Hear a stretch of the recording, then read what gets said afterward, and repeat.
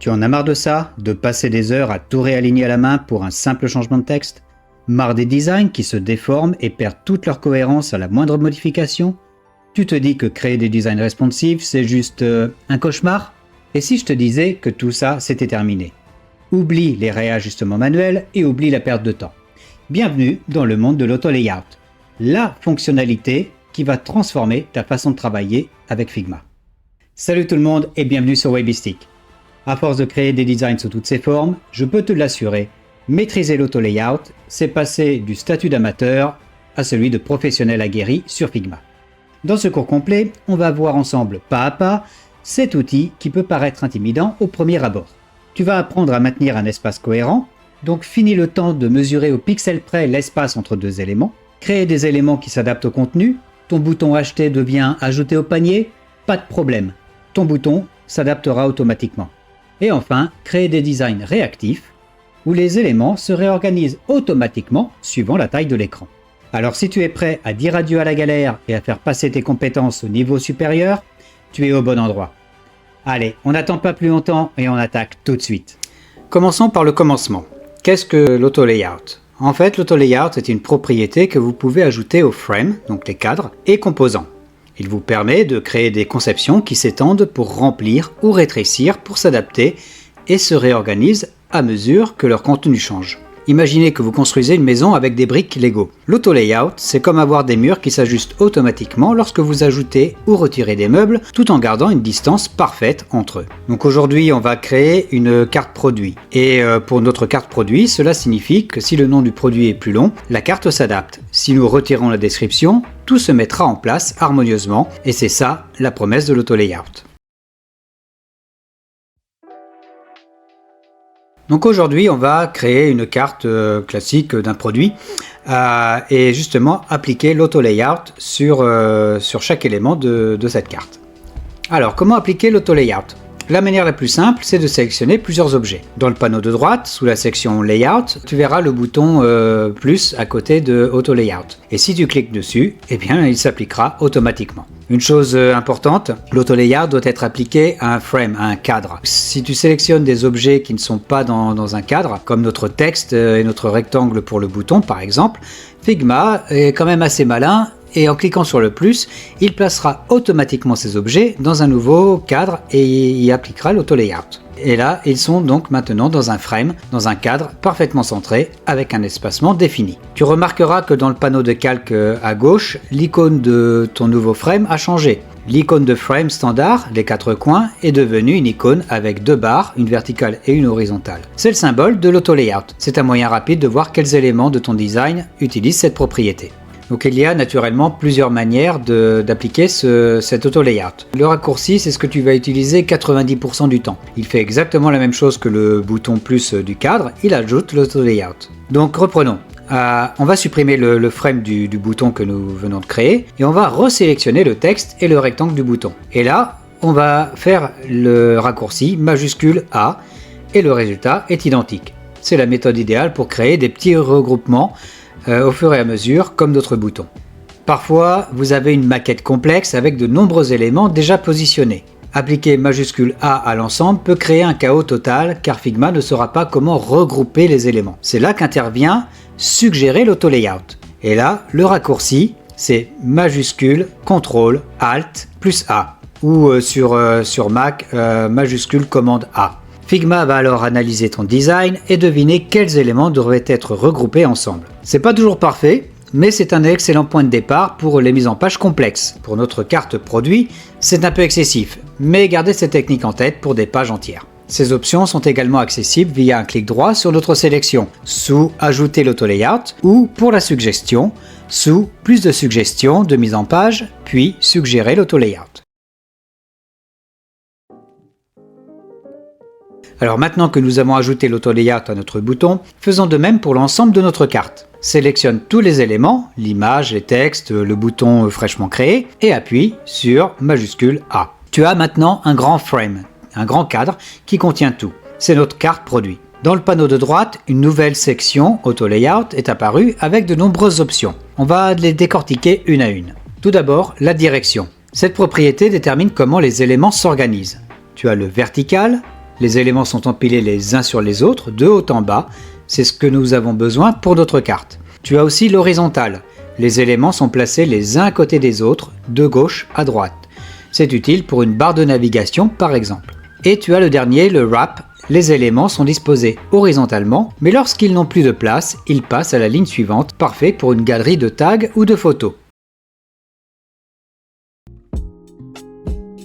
Notre carte produit est maintenant un frame auto layout. Assure-toi que la direction est réglée sur verticale. L'image des textes et le bouton devraient maintenant être parfaitement empilés. Le remplissage, padding, et l'écart, spacing. Alors ça, c'est la gestion de l'espace. Le remplissage, padding, c'est l'espace entre la bordure du frame et son contenu, comme une marge intérieure. L'écart entre les éléments, le spacing, c'est l'espace entre chaque élément à l'intérieur du frame. Pour modifier le remplissage, tu as plusieurs options. D'abord dans le panneau, tu tapes les valeurs des champs remplissage horizontal et remplissage vertical.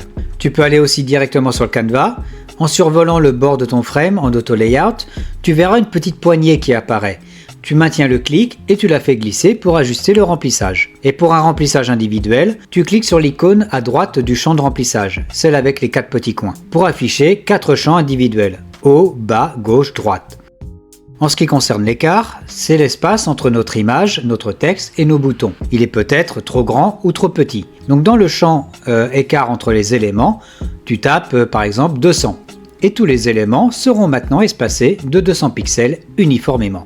Une petite chose à savoir, tu peux aussi entrer des valeurs négatives pour que les éléments se chevauchent. Par exemple, moins 100, moins 10, moins 20, moins 50, moins 300, peu importe. Regarde par exemple tous ces avatars, les 3 avatars. Tu les sélectionnes, tu les mets en auto layout et si tu mets une valeur négative, par exemple moins 200, tu vois que maintenant, chacun sont les uns au-dessus des autres. En cliquant sur l'icône des settings, tu as soit le dernier sur le dessus ou le premier sur le dessus. Et comme tu vois, en changeant, tu as soit le premier avatar au-dessus, soit le dernier au-dessus.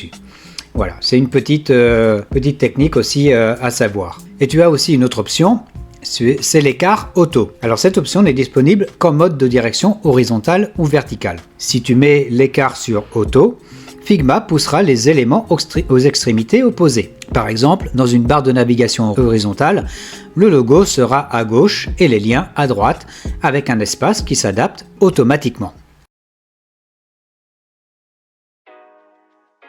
L'alignement contrôle la position du contenu lorsqu'il y a de l'espace supplémentaire. C'est très similaire à la façon dont nous utilisons les contraintes en dehors de l'auto-layout. Ça nous permet de déterminer où le contenu est positionné par rapport au bord du frame.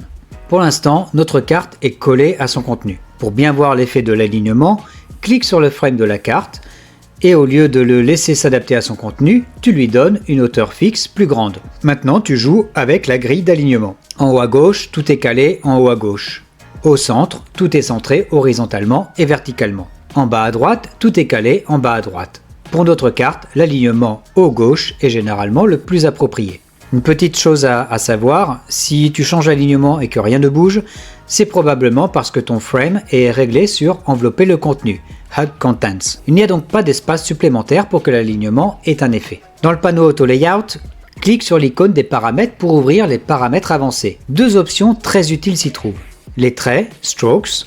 Tu peux choisir si les bordures de tes objets sont incluses dans le calcul de la taille de l'Auto Layout ou si elles sont exclues, c'est-à-dire dessinées à l'extérieur sans affecter l'espacement. C'est très important si tu as des éléments avec des bordures épaisses. Et tu as aligné sur la ligne de base du texte, Align Text Baseline. Tu coches cette case lorsque tu as plusieurs éléments de texte de taille différente ou une icône à côté d'un texte. Figma ne les alignera plus par le haut ou le centre de leur boîte, mais par leur ligne de base qui est visuellement beaucoup plus harmonieux. C'est le concept le plus important. Il définit comment un élément se comporte à l'intérieur de son conteneur auto layout. Il faut comprendre la relation parent-enfant. Parent, le frame auto layout, c'est notre carte produit. L'enfant, ce sont les éléments à l'intérieur de notre auto layout, de notre carte. L'image, le texte, le bouton. Mais attention, un enfant peut aussi être un parent. Notre bouton est un enfant de la carte, mais il est aussi parent pour son propre texte. C'est ce qu'on appelle l'imbrication d'auto layout. C'est la clé de la flexibilité. Pour chaque enfant et pour le parent lui-même, tu peux définir un redimensionnement horizontal et vertical. D'abord, le fixe. c'est l'élément qui a une taille fixe en pixels, une largeur de temps par exemple, et il ne changera jamais, même si le contenu déborde. Notre image doit avoir une largeur et une hauteur fixe. Donc on va la sélectionner et on va régler sa largeur et sa hauteur sur Fixed. Tu as enveloppé le contenu, Hug Contents. Le conteneur, le parent, s'adapte à la taille de son contenu, l'enfant. Le cadre s'agrandit pour serrer son contenu. Par exemple notre bouton. Nous voulons qu'il s'élargisse si le texte devient plus long. Donc sélectionne le frame du bouton, règle sa largeur et sa hauteur sur Hug Contents, et maintenant on va changer le texte du bouton pour ajouter au panier express. Et regarde comment il s'adapte. Et le dernier, remplir le conteneur, Fill Container. L'élément, l'enfant, s'étire pour remplir tout l'espace disponible dans son conteneur, le parent. Par exemple nos textes, titre, description et prix. Je veux qu'ils prennent toute la largeur de la carte. Donc on va sélectionner le calque de texte du titre. Dans le panneau de droite, pour la largeur, choisis Fill Container. Fais de même pour la description et le prix. Maintenant, on va sélectionner le frame principal de la carte et on va le redimensionner manuellement en largeur.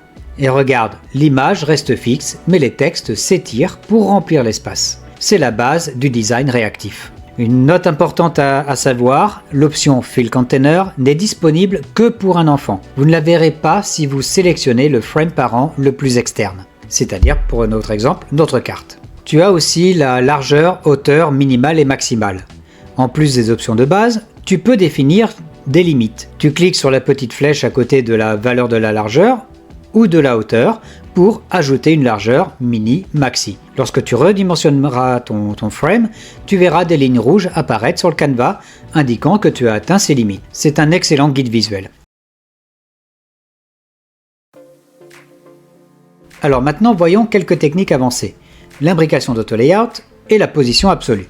Commençons d'abord par l'imbrication d'auto-layout. On l'a déjà fait intuitivement, mais on va la formaliser. Notre carte est une poupée russe d'auto-layout. On a notre carte produit, parent, qui a une image, un enfant, un bloc de texte, enfant et parent, et un bouton qui est aussi enfant et parent. Pour créer le bloc de texte, on va sélectionner le titre, la description et le prix. Et en cliquant sur le raccourci majuscule A, on crée un groupe auto-layout cohérent que tu pourras espacer indépendamment du reste de la carte. Maintenant voyons la position absolue. Si tu veux placer un élément librement sans qu'il suive les règles de l'auto-layout, par exemple si tu veux rajouter un badge moins 20% sur le coin de l'image. Donc on va prendre notre petit badge et on va le glisser à l'intérieur du frame de notre carte produit. Par défaut, il va se caler dans le flux vertical. Donc on va sélectionner ce badge et dans le panneau de conception à droite, en face de position, tu as un petit icône carré entouré de 4 coins carrés. Et donc tu vas cliquer sur cette icône et là le badge est maintenant libéré du flux de l'auto-layout. Et tu pourras le placer où tu veux, par exemple sur le coin supérieur à droite de l'image. Et il y restera en ignorant tous les autres éléments. Et voilà, regarde le chemin que tu as parcouru. Si tu es arrivé jusqu'ici, félicitations. Car tu n'auras pas juste survolé l'auto-layout, tu l'auras absolument disséqué. Ensemble, on a vu comment appliquer l'auto-layout en un clin d'œil, soit via le panneau, soit avec le raccourci. Tu auras appris à sculpter l'espace comme un pro, grâce au padding et à l'écart entre les éléments. Tu sais maintenant gérer la direction de tes designs, qu'ils soient horizontaux ou verticaux, et même maîtriser le wrap pour des galeries qui s'adaptent parfaitement. L'alignement n'a plus aucun secret pour toi. Et surtout, tu sais maintenant maîtriser la réactivité de ton design, grâce au trio gagnant que sont le hug, le fixe et le remplir. Et pour finir, on a poussé les portes des techniques avancées avec l'imbrication pour les structures complexes et la position absolue pour garder le contrôle créatif total. Alors maintenant, c'est à toi de jouer. Il est temps de passer à la pratique et de mettre toutes tes connaissances de l'auto-layout en action pour tes futurs projets. Et si ce cours t'a plu et t'a été utile, n'oublie pas de lâcher un gros like, ça fait toujours plaisir, de t'abonner à la chaîne si tu n'as pas encore fait, et surtout, de laisser un commentaire. Pose-moi des questions ou dis-moi quelle est la première chose que tu vas appliquer grâce à tes nouvelles compétences. Je te remercie infiniment d'avoir regardé cette vidéo jusqu'au bout, et moi je te dis à très bientôt pour de nouvelles astuces. Allez, ciao!